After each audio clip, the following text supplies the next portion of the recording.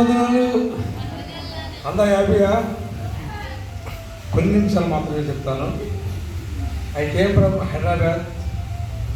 మరి ఏ సంఘంలో చూసినా కూడా అంత పెద్ద పెద్దలు ఉన్నారు వయసులో, కానీ ఈ సంఘంలో చూస్తే అంత చిన్నపిల్లలు.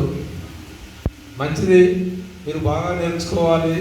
ఇక్కడ నేను కూడా తెలియనటువంటి ఎన్నో విషయాలు నేర్చుకుంటున్నాను. ఎందుకంటే మీరు చిన్నపిల్లలే కనుక. ఎందుకు వచ్చామంటే ఒక విషయం చెప్తాను. యేసు ప్రభు ఈ లోకానికి ఎందుకు వచ్చారు? అంటే తండ్రి ఇష్టాన్ని, తండ్రి చిత్తాన్ని నెరవేర్చడానికి ఈ లోకానికి వచ్చారు కదా. అయితే యేసు ప్రభు ఈ లోకానికి రాకముందు ఎక్కడ ఉన్నాడు? పరలోకంలో తన దగ్గర ఉన్నాడు. మనము అందరం కూడా ఈ లోకానికి రాకముందు ఎక్కడ ఉన్నాం? పరలోకంలో ఉన్నాం, తండ్రిలో ఉన్నాం. ఎలా చెప్పుకోవడం అంటే 90వ కీర్తన 11 చూస్తే తరతరముల వరకు నీవే మా నివాసస్థలము అన్న కదా. అంటే మనము అంటే దేవుడు అయిన తండ్రి అయిన దేవుడు ఒక్కడే ఉన్నాడు.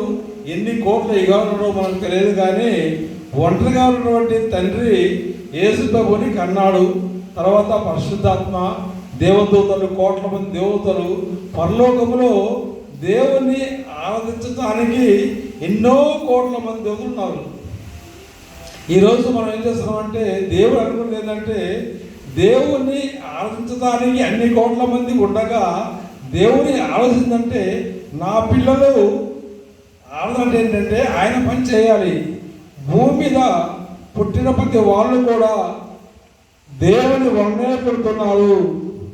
యోహాను సువార్త 1వ అధ్యాయము 13వ వచనంలో మనము దేవుని వలన పుట్టిన వాళ్ళమే కానీ శరీర ఇచ్చల వలన పుట్టిన వాళ్ళం కాదు.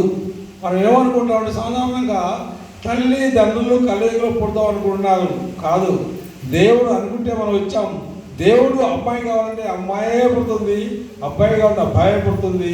తర్వాత ఈ లోకానికి వచ్చిన మనం ఏమనుకుంటామంటే మన యొక్క యాత్ర ఏముందో ప్రేమ యాత్ర కదా. అయితే ఇది చివరి యాత్ర ఏంటి? చివరి యాత్ర చనిపోయిన తర్వాత ఉంటుంది కదా, శవాన్ని తీసుకుపోవడం బండిలో, అది. అయితే చివరి యాత్ర అంటే మొదటి యాత్ర ఎక్కడ ఆరంభమైంది? మొదటి యాత్ర ఎక్కడ ఆరంభమైంది? మనము పరలోకం నుండి భూమి మీదకి వచ్చాము. ఇది ఒక యాత్ర. భూమి మీద మన జీవిత కాలంలో మనం చేసే యాత్ర. చనిపోయిన తర్వాత మనం ఎక్కడికి వెళ్ళిపోతాం? పాతాళానికి.